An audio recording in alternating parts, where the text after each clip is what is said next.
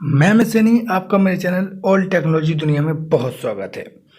तो मेरा आज का टॉपिक है कि अगर आप एटीएम मशीन से पैसे निकालने के लिए जाते हैं और आपका पैसे आपके अकाउंट से कट जाते हैं, परंतु आपको एटीएम मशीन पूरे पैसे गिनने के बाद आपको नहीं देती है।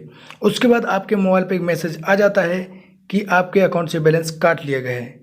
तो ऐसी स्थिति में बहुत सारे लोग घबरा जाते हैं, उनके अकाउंट से पैसे कट गए हैं परंतु उनको रिसीव नहीं हुए हैं। तो आपको यहाँ पर घबराने की ज़रूरत नहीं है, आपको कुछ कदम उठाने पड़ेंगे। आज हम उसी विषय पर विस्तार से चर्चा करेंगे। तो अगर आप मेरे चैनल पर नए हैं तो चैनल को सब्सक्राइब कर लीजिए और वीडियो को लाइक किए बिना बिल्कुल मत जाइए। तो चलिए वीडियो शुरू कर।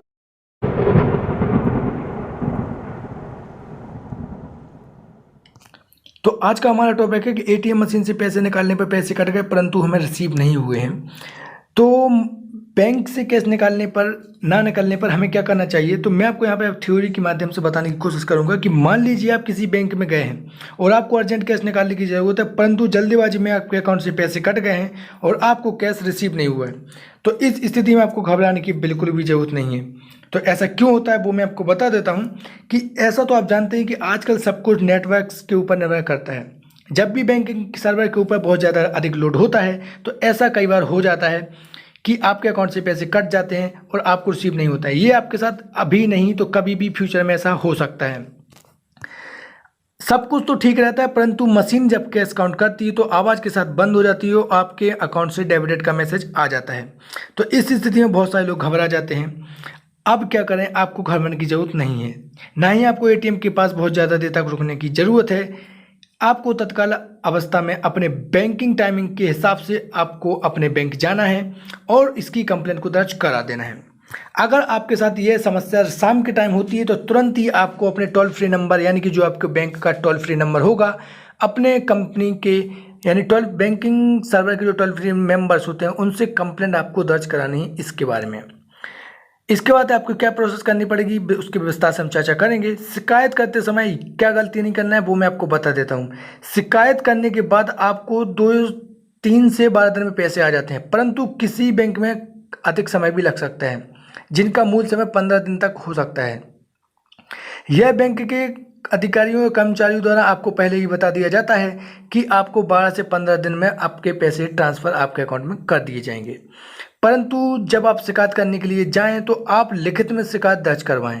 तो क्या गलती आपको नहीं करनी वो मैं आप यहाँ पे ध्यान दीजिए कि जब भी आप शिकायत करने जाएं आपको लिखित में शिकायत दर्ज करवानी है। इसके साथ ही एक पावती अपने पास रखनी है, यानी कि बैंक की तरफ से जो भी आपको प्रमाण होगा, यानी जो भी आप उनको एप्लीकेशन लिख के देंगे वो आपको उसको 2 प्रिंट में लेके जाना है और आपको एक कॉपी उनको जमा कर देनी है और एक में सील साइन करके अपने पास ले लेना है।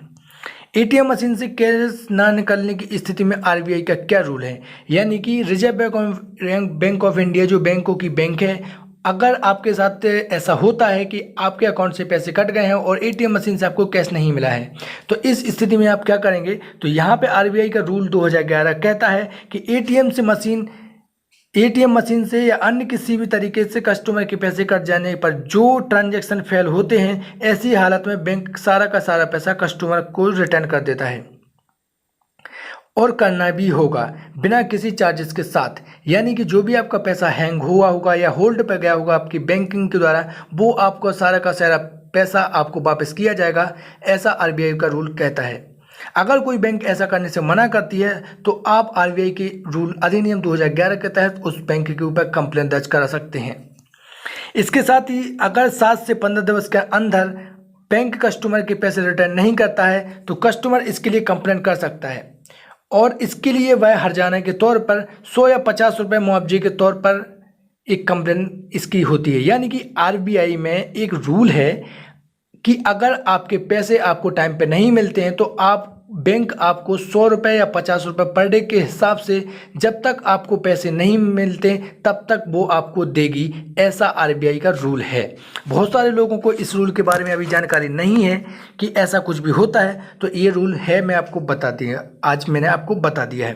परंतु मुआवजा प्राप्त करने के लिए कस्टमर के लिए इसकी शिकायत करना भी आवश्यक है। अगर आपको मुआवजा प्राप्त करना है तो कस्टमर को यानी आपको स्वयं बैंक में इसके बारे में शिकायत करना जरूरी है।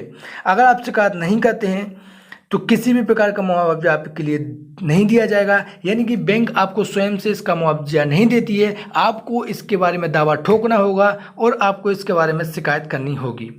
तो आई होप आपको ये जानकारी आज अच्छी लगी होगी।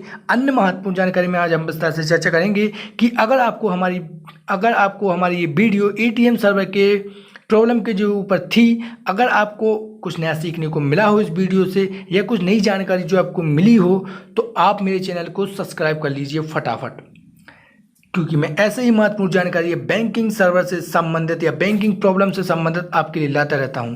अगर आपके साथ भी ऐसा कुछ हादसा हुआ है कि जो बैंकिंग सर्वर से संबंधित था या किसी भी प्रकार का, और आपको यहाँ पर कोई समझ में नहीं आ रहा है कि आप क्या करें, तो आप हमें कमेंट बॉक्स में कमेंट कीजिए।